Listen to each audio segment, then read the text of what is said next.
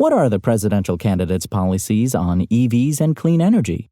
This is an Engadget 2024 election special. The U.S. presidential election is in its final stretch.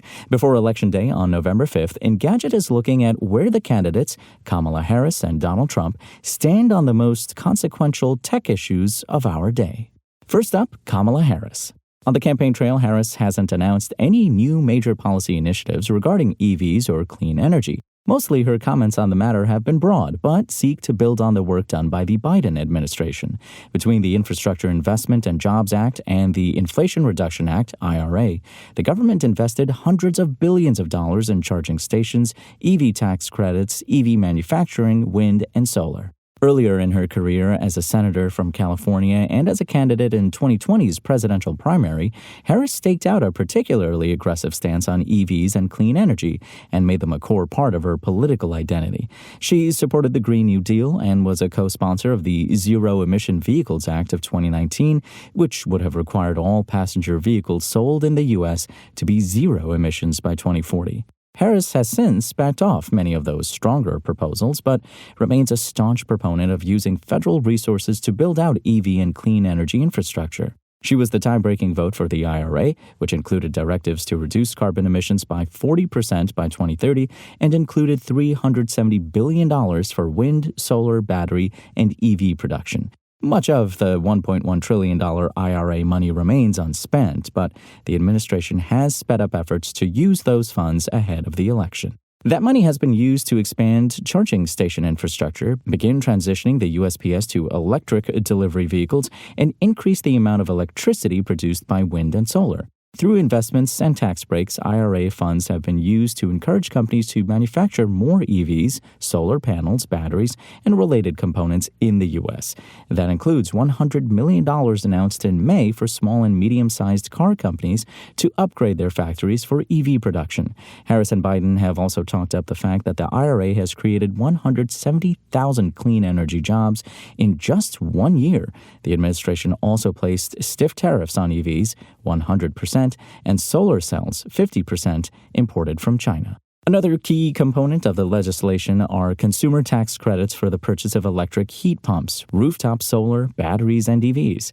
The EV tax credit also comes with specific requirements regarding vehicle eligibility to encourage U.S. manufacturing throughout the supply chain. Buyers can only claim the credit if the car was assembled in the U.S., has a certain percentage of battery components built in North America, and a minimum amount of minerals extracted either in the United States or a country it has a free trade agreement with, or that have been recycled in North America.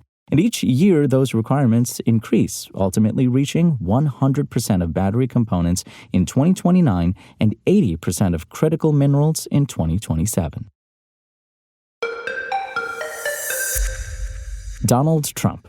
It might seem glib, but Trump's policies regarding EVs and clean energy can essentially be boiled down to lifting regulations and, quote, drill baby drill, unquote. The former president has said repeatedly he would repeal almost all of the Biden administration's rules regarding emissions, fuel standards, and the environment.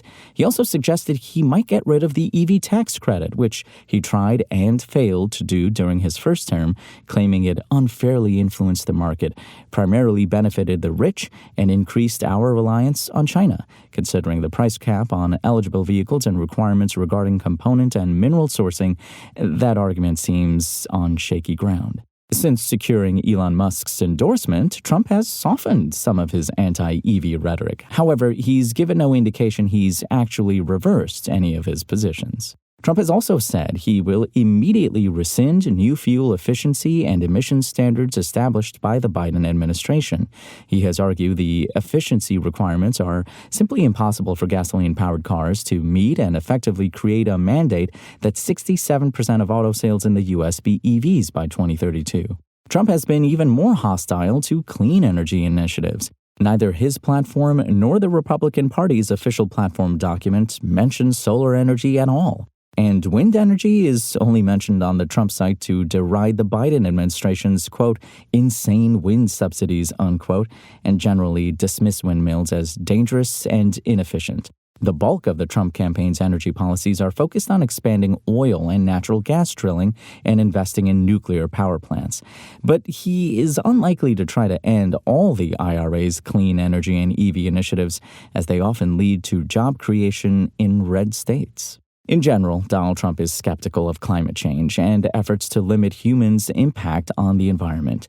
He has pledged to withdraw from the Paris Climate Accord again and called for building hundreds of new power plants, including coal, hydro, and nuclear, but wind and solar farms are noticeably absent from his plan for American energy independence.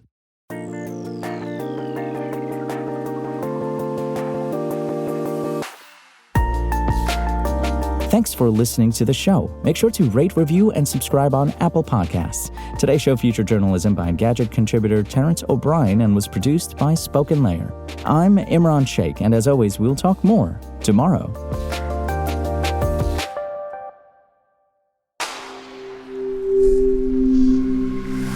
Spoken Layer.